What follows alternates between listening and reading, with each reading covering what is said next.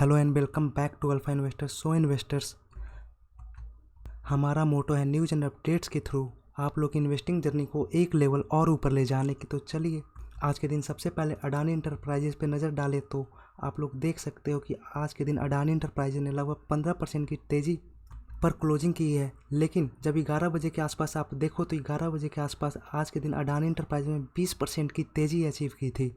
और इस तेज़ी के पीछे वही बहुत ही बड़ी गुड न्यूज़ देखने को मिल रही है, और वो गुड न्यूज़ ये है कि अडानी इंटरप्राइजेज ने अपना लोन को रीपे किया है।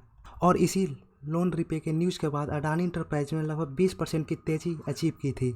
अब बात ये आती है कि अडानी इंटरप्राइजेज में इन्वेस्टिंग किया जाए या फिर अभी होल्ड किया जाए। जो लोग भी फ्रेश एंट्री के बारे में अभी सोच रहे हैं अडानी इंटरप्राइजेज में, पहले आप लोग पीई देखो तो पीई आज भी अडानी इंटरप्राइजेज का काफ़ी प्रीमियम देखने को मिल रहा है। और संसद में भी अडानी पे बहुत ही ज़्यादा हो हंगामा हो रहा है। तो इस वजह से जो लोग भी फ्रेश एंट्री के बारे में सोच रहे हैं तो अभी अडानी के बारे में थोड़ा होल्ड करें, उसके बाद ही फ्रेश एंट्री के बारे में सोचें। क्योंकि हिंडरबर्ग की रिपोर्ट के बाद अडानी इंटरप्राइजेज और हिंडरबर्ग दोनों में से किसका पलड़ा भारी होगा, उस हिसाब से हम लोग को आगे की रणनीति बनानी होगी। और इसी वजह से अभी के टाइम में अडानी इंटरप्राइजेज या फिर अडानी की जितनी भी कंपनियां हैं उन सभी में थोड़ा वेट एंड वॉच करें तो ज़्यादा ही बेहतर होगा। आज के दिन अडानी ग्रीन का भी रिजल्ट आते हुए देखने को मिला, लेकिन ये जो लोअर सर्किट लगा है आज के दिन अडानी ग्रीन में, वो रिजल्ट आने के पहले ही लोअर सर्किट लग चुका था। और जब रिजल्ट की बात करें तो रिजल्ट भी काफ़ी ज़्यादा ख़राब देखने को मिल रहा है। तो चलिए अडानी ग्रीन के रिजल्ट की तरफ बढ़ते हैं। अगर अडानी ग्रीन की इनकम में देखें तो अडानी ग्रीन की इनकम भी ईयर ऑन ईयर काफ़ी ज़्यादा फॉल होते हुए देखने को मिल रहा है, और क्वार्टर ऑन क्वार्टर उससे भी बड़ी फॉल देखने को मिल रही है। और जब एक्सपेंसेस की बात करें तो एक्सपेंसेस ईयर ऑन ईयर काफ़ी ज़्यादा कंट्रोल करने की कोशिश की गई है। और क्वार्टर ऑन क्वार्टर की भी बात करें तो क्वार्टर ऑन क्वार्टर भी एक्सपेंसेस काफ़ी ड्रास्टिकली गिरते हुए देखने को मिलता है। अगर हम लोग इनकम माइनस एक्सपेंडिचर करेंगे तो हमारा बचता है नेट प्रॉफिट। तो अगर नेट प्रॉफिट की तरफ देखें तो नेट प्रॉफिट भी ईयर ऑन ईयर गिरते हुए देखने को मिल रहा है। मैं उन लोगों को बता दूं जो मार्केट में न्यू है, ब्रैकेट का मीनिंग होता है प्रॉफिट नेगेटिव में है, या फिर सिंपल लैंग्वेज में बोले तो लॉस है। तो आप लोग देख सकते हो कि 86 करोड़ का लॉस करेंट टाइम में अभी जाकर बन चुका है 128 करोड़ का लॉस। और क्वार्टर ऑन क्वार्टर देखें तो 93 करोड़ का लॉस करेंट टाइम में बन चुका है 128 करोड़ का लॉस। तो क्वार्टर ऑन क्वार्टर और ईयर ऑन ईयर दोनों ही केस में लॉस बढ़ते हुए देखने को मिलता है। अगर ईपीएस की तरफ देखें तो आप लोग क्लियरली देख सकते हो ईपीएस भी ईयर ऑन ईयर गिरते हुए देखने को मिल रहा है, और क्वार्टर ऑन क्वार्टर भी काफ़ी ज़्यादा गिरते हुए देखने को मिलता है। अगर फाइनली बात करें रिजल्ट कैसा है तो रिजल्ट काफ़ी ज़्यादा निराशाजनक है, और उम्मीद है कि कल के ट्रेडिंग डे में भी अडानी ग्रीन में लोअर सर्किट ही कंटिन्यू रहेगा। अडानी के लिए मार्केट में सेंटीमेंट भी ख़राब है और रिजल्ट भी ख़राब है, तो लोअर सर्किट तो कंटिन्यू रहने ही वाला है। और फाइनली क्या होगा वो तो कल मार्केट ही बताएगा। अगली बात करते हैं डेल की या फिर लैपटॉप सेल की। तो लैपटॉप सेल इस क्वार्टर में देखा जाए तो लैपटॉप सेल में भी काफ़ी ज़्यादा ड्रास्टिकली गिरावट देखने को मिल रही है। और एम्प्लॉय की बात करें डेल में तो लगभग 6650 एम्प्लॉय को डेल से निकाला गया है। बहुत लोग सोच रहे होंगे कि डेल तो एक विदेशी कंपनी है, तो ये सब हम जानकर क्या करेंगे। तो उन लोग के लिए मैं बता दूं कि डेल को सिर्फ कंपनी की तरह ही ना देखें, क्योंकि कोई भी कंपनी में अगर ले ऑफ देखने को मिलता है, एम्प्लॉय निकलते हुए देखने को मिलता है, तो उसका इम्पैक्ट पूरे उस सेक्टर को देखने को मिलता है। तो चलिए इसे मैं इंडियन मार्केट से रिलेट करके बताता हूँ। अगर डेल में अपने एम्प्लॉय निकाल रहे हैं तो सेल गिर रही होगी, और सेल क्यों गिर रही होगी, क्योंकि डिमांड कम हो गए। तो इसका इम्पैक्ट डायरेक्टली इंडियन मार्केट से मैं कनेक्ट करके दिखाता हूँ कि डिक्सन लैपटॉप तो नहीं बनाता है लेकिन बहुत सारे इक्विपमेंट बनाता है। तो उससे हम रिलेट करके देख सकते हैं कि आने वाले क्वार्टर में डिक्सन का चेहरा या फिर डिक्सन के प्रॉफिट और सेल्स में क्या इम्पैक्ट पड़ सकता है। और डेल ये भी बताएगा कि आईटी सेक्टर का आने वाला क्वार्टर में डिमांड किधर की तरफ जाने वाला है। तो भले ही कोई स्टॉक अपने पोर्टफोलियो में हो या नहीं हो, या फिर वो स्टॉक विदेशी कंपनी क्यों ना हो, वो चीज़ ये बताती है कि डिमांड और सप्लाई किधर की तरफ जाने वाला है। अगर एसबीआई इकोनॉमिस्ट की बात करें तो आरबीआई की तरफ से अब जो भी रेट हाइक है उस पर अब पाउज लगने वाला है। इट मीन्स कि अब शायद ऐसी पॉसिबिलिटी हो सकती है कि रेट हाइक अब होना बंद हो जाए। अगर ऐसा होता है तो जितने भी लोन देने वाली कंपनियां उन सभी के लिए एक बहुत ही बड़ी गुड न्यूज़ देखने को मिलती है, चाहे वो बैंकिंग सेक्टर हो या फिर एनबीएफसी सेक्टर हो।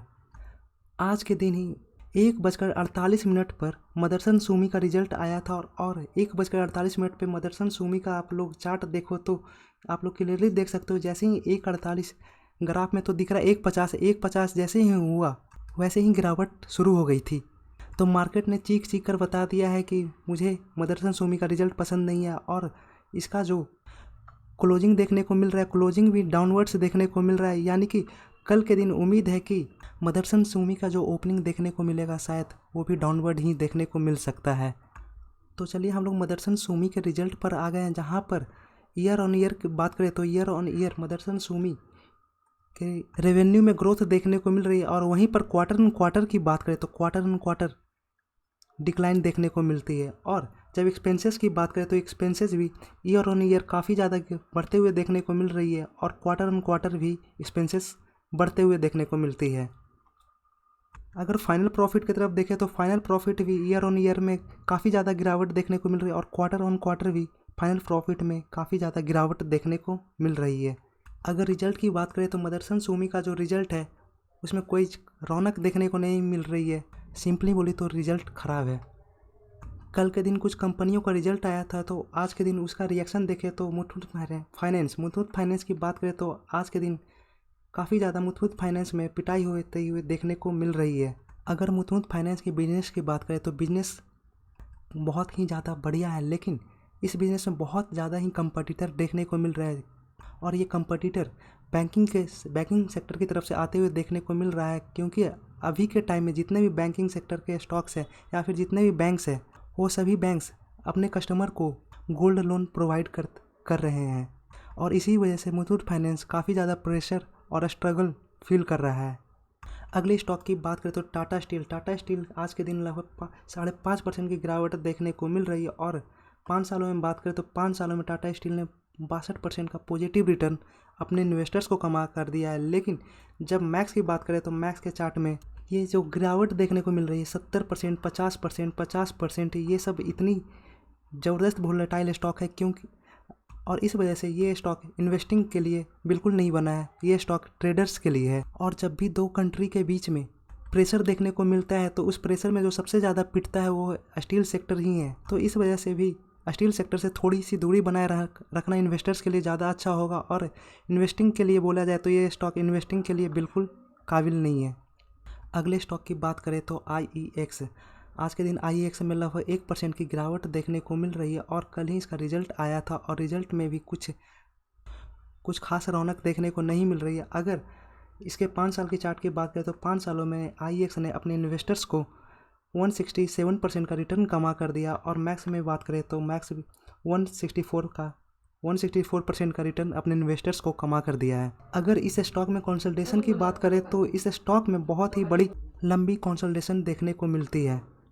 और बात करें कंपनी कैसी है तो कंपनी बिल्कुल मोनोपोली इंजॉय करती है और फंडामेंटल्स भी काफ़ी स्ट्रॉन्ग देखने को मिलते हैं, जिस वजह से ये कंपनी बिल्कुल इन्वेस्टमेंट के काबिल है। जाते जाते अडानी ग्रुप के स्टॉक्स पे नज़र डालें तो Adani green, Adani transmission, Adani power और अडानी टोटल गैस, इन तीनों में आज के दिन लोअर सर्किट लगते हुए देखने को मिलता है। लेकिन कुछ स्टॉक ऐसे भी है जहाँ पर ऑलमोस्ट फ्लैट ट्रेडिंग देखने को मिल रही है और अडानी ट्रांसमिशन और अडानी पोर्ट्स में फ्लैट ट्रेडिंग देखने को मिलती है। मिलते हैं फिर किसी और वीडियो में। Thank you for watching.